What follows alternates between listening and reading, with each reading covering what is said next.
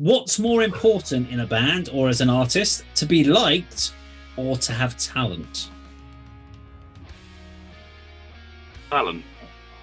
Right, well, there we go. Next question. So the reason I'm going to throw this up there are some really good musicians that have got a massive amount of talent, but are complete dicks. And instantaneously, they act like dicks, they act like twats, and you're just like, I've not got any time for you. You can obviously play guitar, you obviously can sing well, but you act like a dick, so I'm not going to give you the time of day, basically. And I don't care how amazing you are on stage, you're still a twat, and so I'm not going to give you any more chance. Then you get people that can obviously they're good. They can write some nice riffs and stuff. They're not the most amazing musicians, but you don't mind. But they're very nice people. They connect with you. They talk to the sound guy. They work with the rest of the bands. But to get on in life, and I'm probably talking more from the early stages of your careers rather than being when you're playing Wembley Arena, because you can be a dick at that stage and you can be classed as a rock star at that point, and that you can put it down as your persona. Flip off everyone on stage and walk off, and you can just put it down to your performance. But in these earlier stages, what's most important? So I want to throw that out there. I think it's probably yours and Styx's experiences at Metal to Masses, isn't it? Nah. Is this where this is leading from? Never. There is one specific band I know that there was. So I think there's an old saying, which I was always told. It's who you know, not what you know. So I think it's probably being liked. I don't necessarily agree with that wholeheartedly, but if it's who you know, not what you know, you could be mediocre and do great things if you know the right person. So I'd probably side towards liked rather than talent. Yeah. Although I don't fully agree with it. Logically, that probably makes more sense. Yeah. You want a balanced approach to both of it, but I guess there's always going to be one thing. There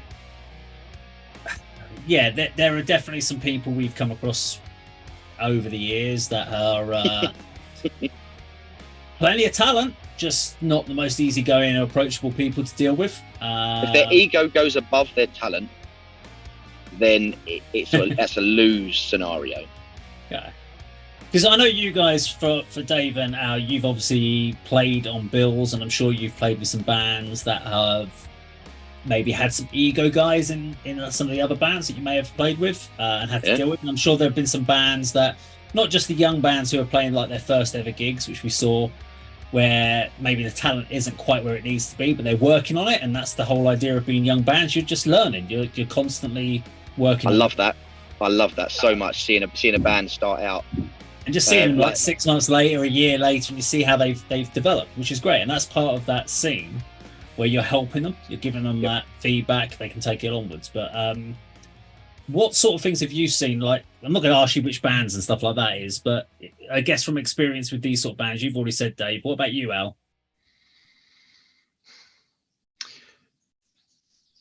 You just stumped me there for a second. I went to speak and just appeared to have no vocal cords. The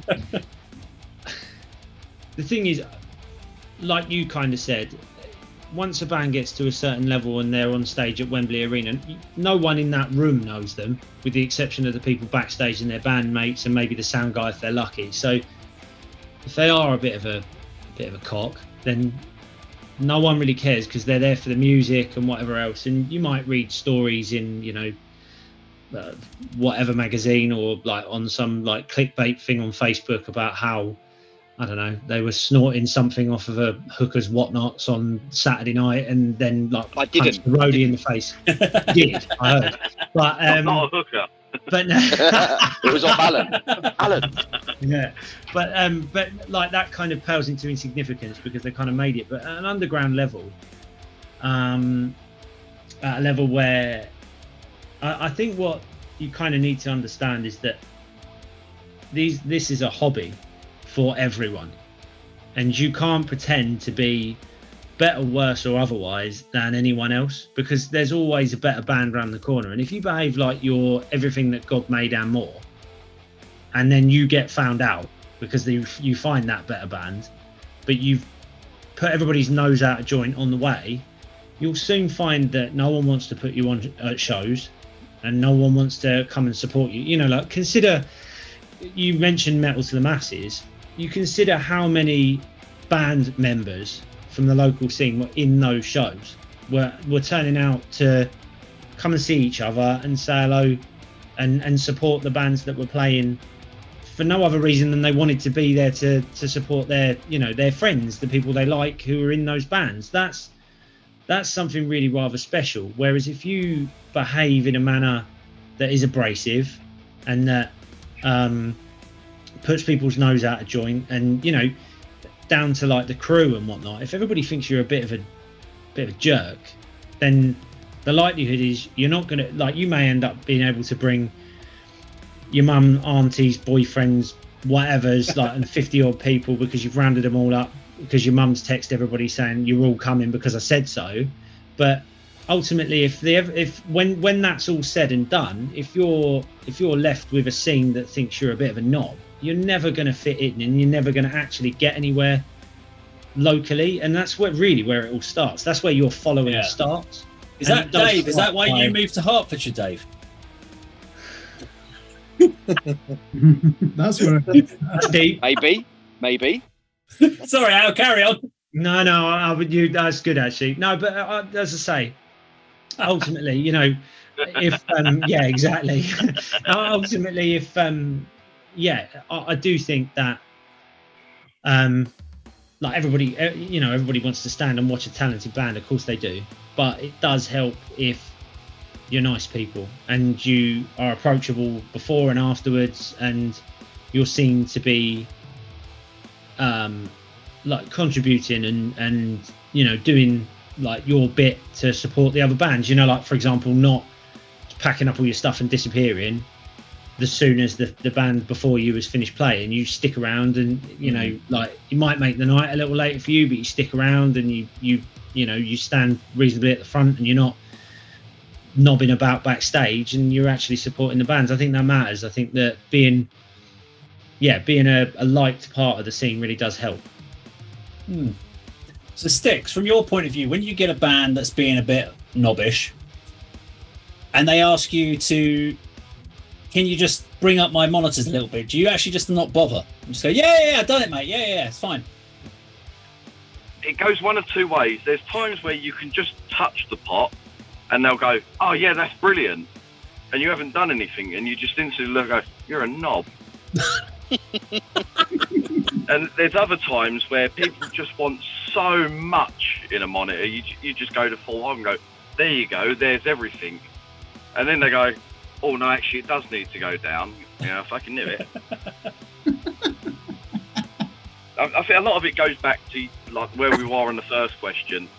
It's knowing your craft. If you're going to have the persona of being a dick, you need to know when you can be a dick. But there's certain people in the industry you don't be a dick to. It's bands that you're going to be playing with. Don't mess them about. Your promoters, your sound guys, your venue owners.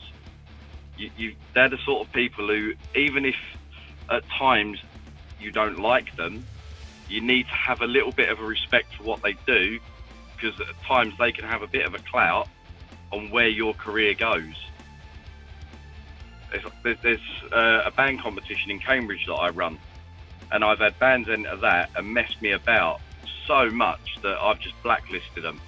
Yeah. And now there's plenty of gigs in Cambridge that they won't play because I've spoke to other promoters about them and how unreliable they were, and just being a bit of a dick. That's a whole city almost gone for them. It's just about knowing when you can have that persona of being a dick. Yeah, I think you just raised that final point there was actually a good one, because I've just going to say I know of a few venues and promoters that I've spoken to have asked me a couple of bits of feedback of either Metal to the Masses or from other venues, etc., that I covered, and said, could you just confirm which band that was? And I have, and they're like, oh right, yeah, they were acting like twats or dicks when they came here, and they've asked about another gig and we're not going to give it to them because had that issue because they were like, we were trying to remember the band name and we couldn't. They asked me about it because obviously I've covered a lot of different venues, whether it's in Cambridge as well as obviously Hitchin and other bits like that. So I think so. We kind of said it's good to have talent, but obviously be a likable person and don't be a dick. There you go.